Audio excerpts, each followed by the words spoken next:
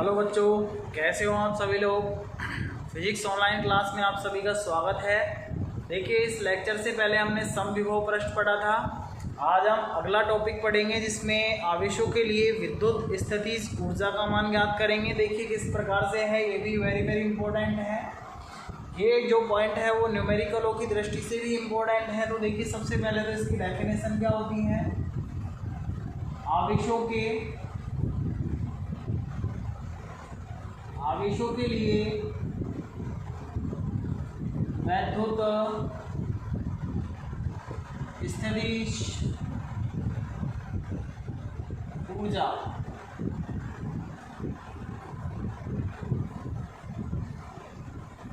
देखिए, विद्युत स्थितिज ऊर्जा की जो डेफिनेशन होती है वो क्या होती है। इसकी डेफिनेशन क्या होती है। विभव की परिभाषा आपने पढ़ा था कि एकांक परीक्षण धनावेश को अनंत से विद्युत क्षेत्र के किसी बिंदु तक लाने में किया गया कार्य ही किसके बराबर होता है, उस बिंदु पर विद्युत विभव के बराबर होता है। उसी डेफिनेशन में अगर हम एकांक परीक्षण धनावेश की जगह ओनली परीक्षण धनावेश अगर हम लगा देते हैं और परीक्षण धनावेश को भी न बोलकर हम अगर आवेश लगा देते हैं, एकांक परीक्षण धनावेश की जगह ओनली हमको आवेश लिखना है। आवेश को अनंत से किसी बिंदु तक ले जाने में किया गया कार्य ही किसके बराबर होता है, स्थितिज ऊर्जा के बराबर होता है। तो हम यहाँ पे इसकी जो डेफिनेशन है वो क्या लिखेंगे। देखिए,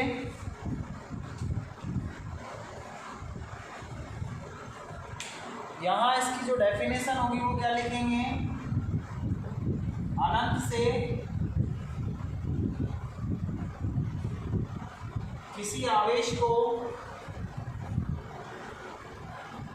आवेश यहाँ पर कोई सा भी हो सकता है, परीक्षण भी हो सकता है, दूसरा भी हो सकता है।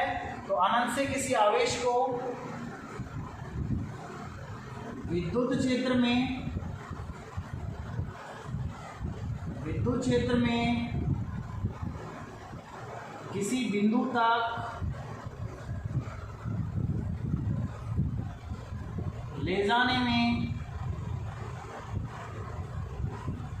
किया गया कार्य,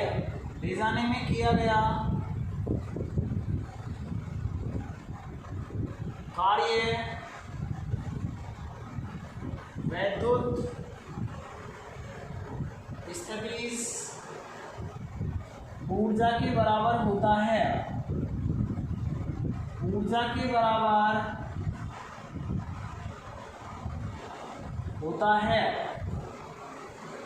ये इसकी परिभाषा होती है।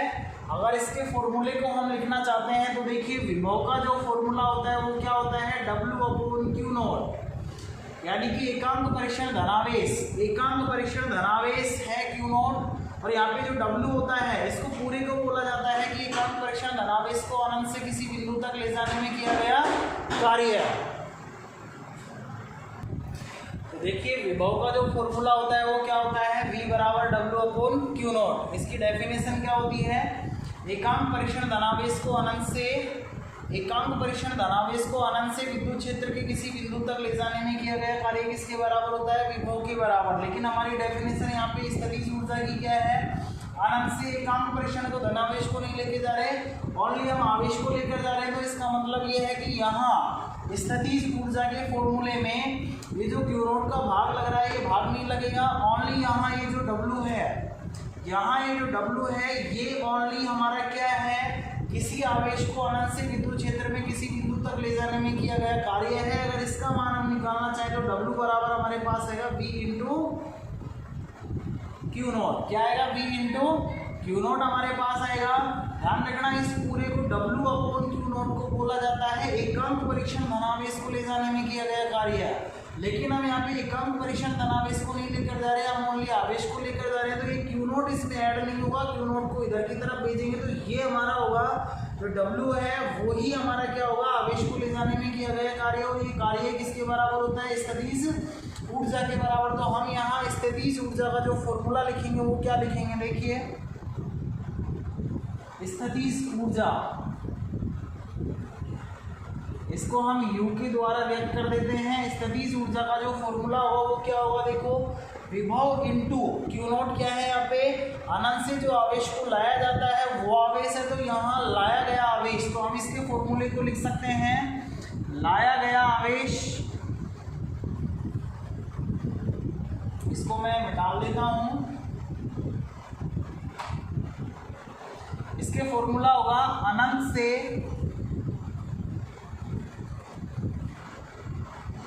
लाया गया आवेश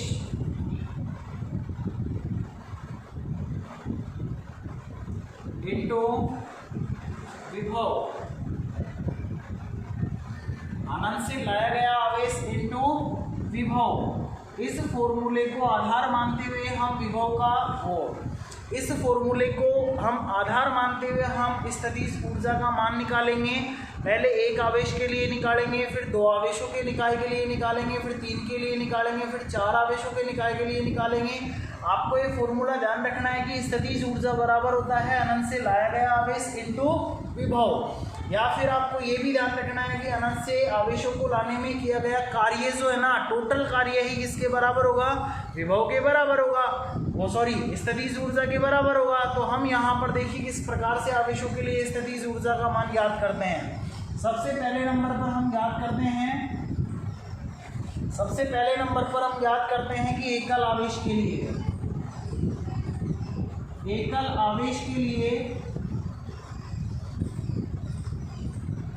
स्थितिज ऊर्जा, एकल आवेश के लिए स्थितिज ऊर्जा किस प्रकार से ज्ञात की जाएगी। देखिए, अगर हम यहाँ पर मान लेते हैं अनंत, क्या मान लेते हैं, अनंत। अब यहाँ से हम क्या करते हैं भाई, स्थितिज ऊर्जा क्या कहती है कि अनंत से कोई भी आवेश है उसको विद्युत क्षेत्र में किसी बिंदु तक ले जाओ, ले जाने में किया गया कार्य किसके बराबर होगा, स्थितिज ऊर्जा के बराबर होगा।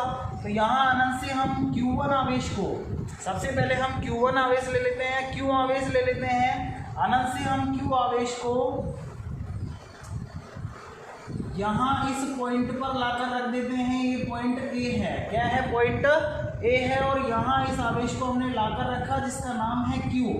अब यहाँ अनंत से हम इस आवेश को लेकर आए हैं Q को, एकल आवेश के लिए हमको स्थितिज ऊर्जा का मान निकालना है। तो इस आवेश के लिए स्थितिज ऊर्जा का मान कितना होगा, तो आपको पता है अनंत से लाया गया आवेश, फॉर्मूला है हमारा क्या है, स्थितिज ऊर्जा U बराबर, स्थितिज ऊर्जा U बराबर कितना होगा, अनंत से लाया गया आवेश का मान हमारा कितना है, Q है, तो यहाँ पे Q आ जाएगा इंटू में क्या है, विभव। तो आपको पता है कि यहाँ पर पहले से कोई भी आवेश नहीं रखा हुआ था, अगर पहले से कोई आवेश नहीं रखा हुआ था तो उसके कारण विद्युत क्षेत्र भी नहीं होगा, और विद्युत क्षेत्र अगर नहीं होगा तो यहाँ पर विभव का मान भी कितना होगा, 0 होगा। कितना होगा, 0 होगा। तो यहाँ हमारा विभव का मान 0 होने के कारण, एकल आवेश के कारण जो स्थितिज ऊर्जा का मान आता है वो हमारे पास कितना आता है, 0। कितना आता है, 0। एकल आवेश के लिए स्थितिज ऊर्जा का जो मान होता है वो कितना प्राप्त होता है, हमको 0 प्राप्त होता है। अब हम दो आवेशों के निकाय के लिए देखते हैं। सेकंड कंडीशन है, दो आवेशों के निकाय के लिए, दो आवेशों के निकाय के लिए स्थितिज ऊर्जा। तो इसके लिए हम क्या करते हैं, देखो यहाँ हम मान लेते हैं अनंत, क्या मान लेते हैं, अनंत मान लेते हैं। इस अनंत से हम क्या करते हैं, सबसे पहले एक आवेश को लेकर जाते हैं, और इस आवेश को ले जाकर सपोज करो हमने यहाँ पर रख दिया, इसका नाम है Q1, और ये पॉइंट को मान लेते हैं बिंदु A। यहाँ इस आवेश को ले जाकर रख दिया, ठीक है, एक आवेश को ले जाकर रख दिया। हमको यहाँ पे दो आवेशों के निकाय के लिए स्थितिज ऊर्जा का मान निकालना है। हम एक आवेश को ले जाकर रख रहे हैं, सबसे पहले इसके लिए किया गया कार्य निकाल लेते हैं, फिर दूसरे आवेश को ले जाएंगे तो उसके लिए कार्य का मान निकाल लेंगे, और जो टोटल कार्य आएगा वही किसके बराबर होगा, स्थितिज ऊर्जा के बराबर होगा, क्योंकि अनंत से आवेश को ले जाने में किया गया कार्य ही किसके बराबर होता है, स्थितिज ऊर्जा के बराबर होता है। तो यहाँ अनंत से एक आवेश को ले जाने में किया गया कार्य, अभी आपने निकाला था कि एकल आवेश के लिए स्थितिज ऊर्जा का मान कितना होता है, 0।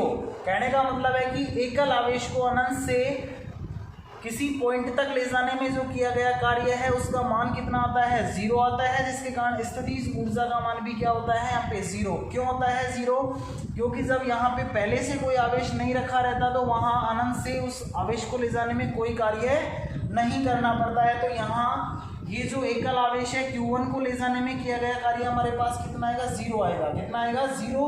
दूसरा आवेश हम Q2 मान लेते हैं, जिसको अनंत से सपोज कीजिए, अनंत से सपोज कीजिए कि हम उस आवेश को ले जाकर यहाँ पर रख देते हैं और ये पॉइंट को मान लेते हैं B, इस आवेश को हम मान लेते हैं Q2, और ये जो Q2 आवेश है जो Q1 आवेश से हम मान लेते हैं कितनी दूरी पर है, स्मॉल r दूरी पर है। कितनी दूरी पर है, स्मॉल r दूरी पर। वापस से समझो इसको। सबसे पहले मैं अनंत से Q1 आवेश को लाया, फिर Q2 आवेश को लाया। दोनों आवेशों के बीच की दूरी स्मॉल r है, तो इन दोनों आवेशों के निकाय के लिए मुझे स्थितिज ऊर्जा का मान निकालना है। स्थितिज ऊर्जा किसे कहते हैं, अनंत से आवेश को लाने में किया गया कुल कार्य ही किसके बराबर होता है, स्थितिज ऊर्जा के बराबर होता है। तो यहाँ स्थितिज ऊर्जा का मान निकालने के लिए पहले एक आवेश को लाने में किया गया कार्य निकाल लेते हैं, फिर दूसरे आवेश को लाने में किया गया कार्य निकाल लेते हैं। तो और कार्य का जो फॉर्मूला होता है, कार्य का मतलब स्थितिज ऊर्जा, इसका जो फॉर्मूला होता है वो अनंत से लाया गया आवेश इंटू विभव होता है। तो हम यहाँ पे सबसे पहले Q1 आवेश को लाने में किया गया कार्य देखते हैं। Q1 आवेश को अनंत से बिंदु A तक लाने में किया गया कार्य, इसको मैं W1 नाम दे देता हूं। इसका जो मान आएगा वो कितना आएगा, अनंत से लाया गया आवेश तो आ जाएगा Q1 इंटू विभव होता है। तो आपको पता है पहले से कोई आवेश नहीं रखा था, तो वहां पे विभव का मान भी कितना होगा, 0 होगा, और विभव का मान 0 होने के कारण W1 का जो मान आएगा हमारे पास वो कितना आएगा, 0। सबसे पहले आवेश यानी कि Q1 को ले जाने में किया गया कार्य हमको कितना करना पड़ेगा, 0, यानी कि कोई कार्य नहीं करना पड़ेगा। अब बात करते हैं Q2 आवेश को ले जाने में किया गया कार्य है। तो देखिए Q2 आवेश को बिंदु B तक ले जाने में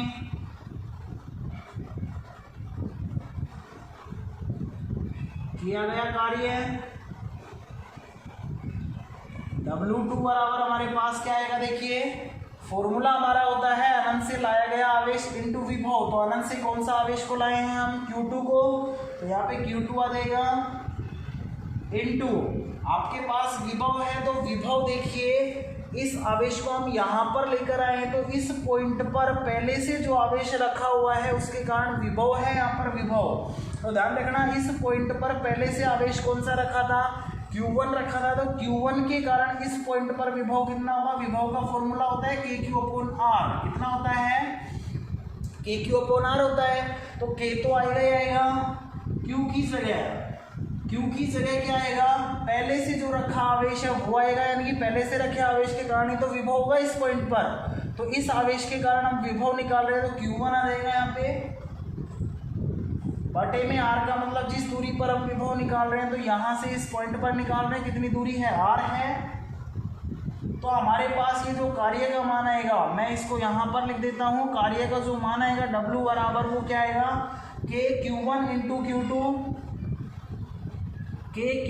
इंटू Q2 बटे में हमारे पास क्या आएगा, R आएगा। यहाँ इसको मैं मान लेता हूँ समीकरण 1 और इसको मान लेता हूँ समीकरण नंबर 2। अब हमको तो दोनों आवेशों के निकाय के लिए कार्य चाहिए था, और वो टोटल कार्य ही किसके बराबर होगा, स्थितिज ऊर्जा के बराबर में। तो मैं यहाँ लिख सकता हूँ दो आवेशों के निकाय के लिए, दो आवेशों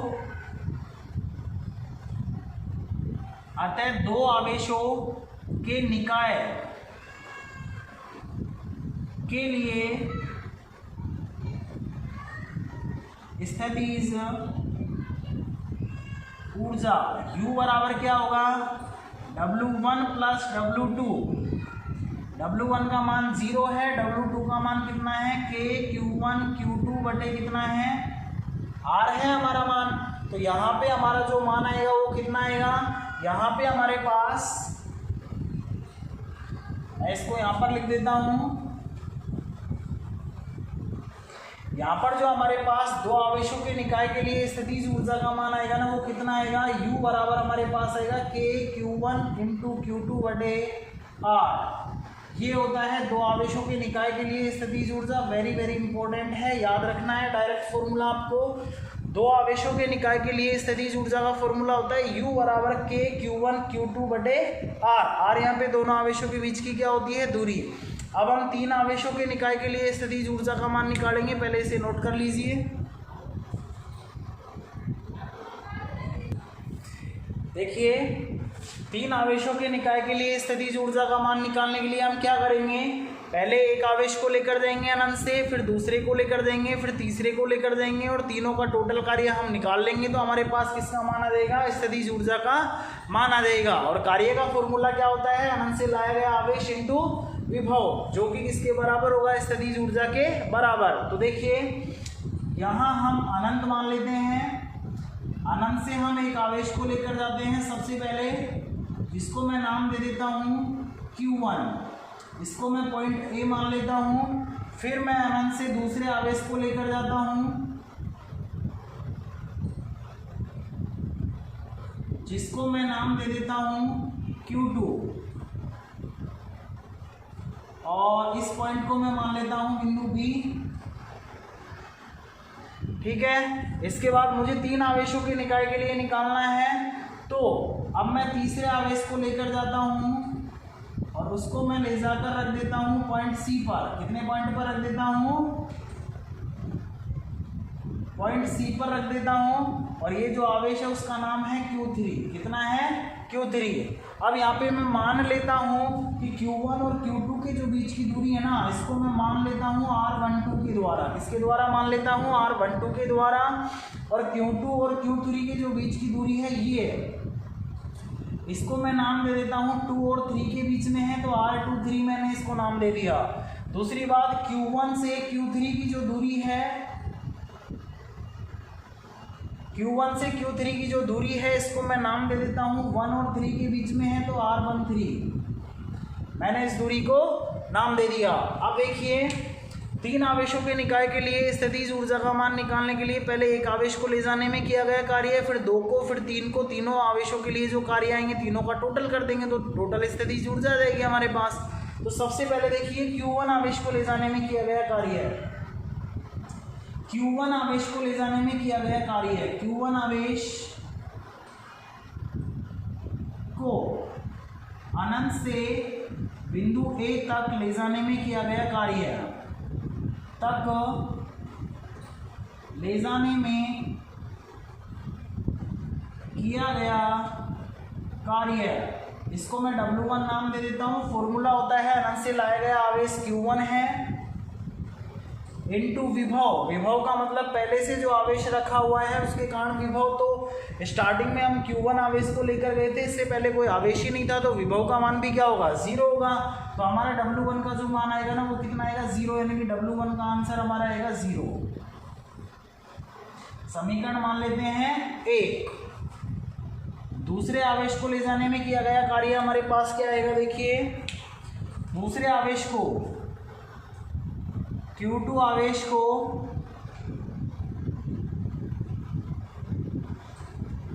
अनंत से कहां तक, बिंदु B तक ले जाने में किया गया कार्य, इसको हम W2 मान लेते हैं। W2 का जो मान आएगा वो क्या आएगा, देखिए अनंत से लाया गया आवेश इंटू विभव। तो अनंत से लाया गया आवेश तो क्या है, Q2 है, इंटू विभव। विभव का मतलब है कि पहले से जो आवेश रखे हुए हैं उनके कारण उसी पॉइंट पर विभव जिस पर हम आवेश लेकर आए हैं। तो देखिए Q2 आवेश को जब हम लेकर आए थे तो इससे पहले आवेश कौन सा रखा हुआ था, Q1। तो Q1 के कारण इस पॉइंट पर अगर विभव हम देखते हैं, फॉर्मूला होता है KQ/R। तो K तो आएगा, Q का मतलब जिस आवेश के कारण हम विभव निकाल रहे हैं, तो Q1 के कारण बटे R। R का मतलब दूरी, तो Q1 से इस पॉइंट की जो दूरी है वो कितनी है, R12 है। तो इस फॉर्मूले को हम लिख सकते हैं W2 बराबर K Q1 इंटू Q2 बटे R12। इसको मान लेते हैं समीकरण नंबर 2। W2 का मान हमारे पास ये आता है। यानी कि पहले आवेश को लाने में किया गया कार्य 0 है, दूसरे आवेश को लाने में किया गया कार्य हमारे पास ये आता है। अब हम तीसरे आवेश को लाने में किया गया कार्य देख लेते हैं। तो देखिए Q3 आवेश को अनंत से कहाँ तक, बिंदु C तक लाने में किया गया कार्य, इसका मान क्या आएगा देखिए, W3 बराबर, फॉर्मूला है हमारा अनंत से लाया गया आवेश इनटू विभव। तो अनंत से कौन सा आवेश लेकर आए हैं, Q3 लाए हैं, तो यहां पर आ जाएगा Q3 इनटू विभव। विभव ध्यान रखना कौन सा विभव होता है, पहले से जो आवेश रखा हुआ है उसके कारण उस पॉइंट पर विभव जिस पर हम आवेश को लेकर गए हैं। तो आवेश हम बिंदु C पर लेकर गए हैं। अब इस पॉइंट पर पहले से कितने आवेश रखे हुए थे, एक तो Q1 रखा है, एक Q2, तो दोनों आवेशों के कारण इस पॉइंट पर क्या होगा, विभव होगा। और दोनों आवेशों के कारण इस पॉइंट पर विभव किसके बराबर होगा, दोनों के योग के बराबर होगा। तो पहले इस पॉइंट पर हम Q1 के कारण विभव देख लेते हैं। Q1 के कारण फॉर्मूला वही होगा कि Q अपॉन R। तो K को तो हम लिखेंगे ही लिखेंगे, Q की जगह क्या आ जाएगा, Q1 आ जाएगा, बटे R का मतलब डिस्टेंस यानी कि दूरी। तो Q1 से इस पॉइंट की दूरी कितनी है, R13 है, R13 आ जाएगा हमारे पास। ये तो पहले आवेश के कारण विभव आ गया, प्लस दूसरे आवेश के कारण विभव, तो इस पॉइंट पर विभव इस वाले आवेश के कारण भी होगा। तो Q2 के कारण विभव का फॉर्मूला क्या हो जाएगा, कि Q2 बटे R का मतलब दूरी कितनी है, R23 है, ये हो जाएगा। इसको थोड़ा सा हम सॉल्व कर लेते हैं। Q3 को जब अंदर हम गुणा करेंगे तो W3 का जो हमारे पास मान आएगा वो क्या आएगा, देखिए यहाँ इससे गुणा करेंगे तो ये आ जाएगा कि Q1 Q3 बटे R13 प्लस के Q2 इंटू Q3 बटे R23। इससे अगर मल्टीप्लाई करेंगे तो Q2 Q3 हो जाएगा। यहाँ पे ये फॉर्मूला बनेगा हमारा। ये हमारा कार्य का मान आ गया, इसको हम मान लेते हैं समीकरण नंबर 3। अब हमको तीनों आवेशों के निकाय के लिए का स्थितिज ऊर्जा का मान चाहिए, तो तीनों कार्यों को हम क्या कर देंगे, टोटल कर देंगे। हम यहाँ लिखेंगे आता है 3 आवेशों के निकाय के कारण निकाय के लिए स्थितिज ऊर्जा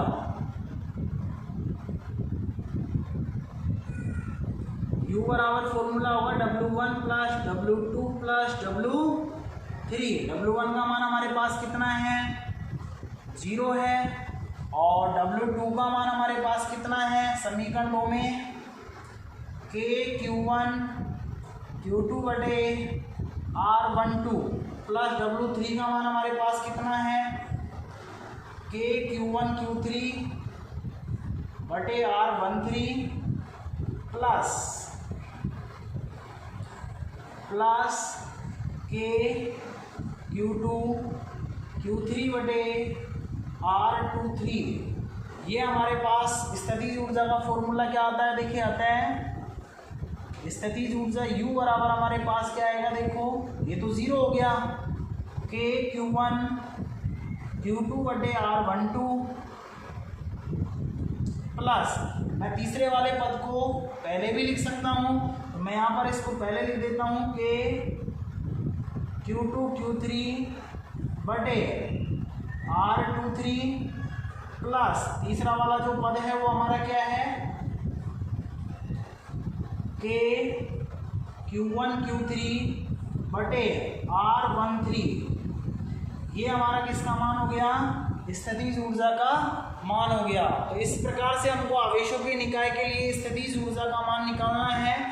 आपको ध्यान रखना है, अगर न्यूमेरिकल में हम इस फॉर्मूले को यूज़ करेंगे तो डायरेक्ट इस फॉर्मूले को किस प्रकार से आपको यूज़ करना है, आपको अगर इस तरीके से याद करोगे तो ऐसे याद नहीं रहेगा, आपको डायरेक्ट इसको याद करना है। जितने भी आवेश तुमको दे रखे हैं सवाल में, जितने भी आवेश तुमको दे रखे हैं सवाल में, उनके जोड़े बना लो। जैसे यहाँ पे हमको 3 आवेश दिए थे Q1, Q2 और Q3, तो इनके जोड़े अगर हम बनाएंगे तो कितने जोड़े बनेंगे? Q1 Q2 का बनेगा, Q2 Q3 का बनेगा और एक बनेगा Q3 Q1 का। तो तीनों जोड़ों के लिए टोटल अगर स्थितिज ऊर्जा हमको लिखनी है तो देखिए किस प्रकार से लिखेंगे डायरेक्ट। इसका अगर फॉर्मूला आप लिखना चाहते हो तो किस प्रकार से लिखोगे? देखो,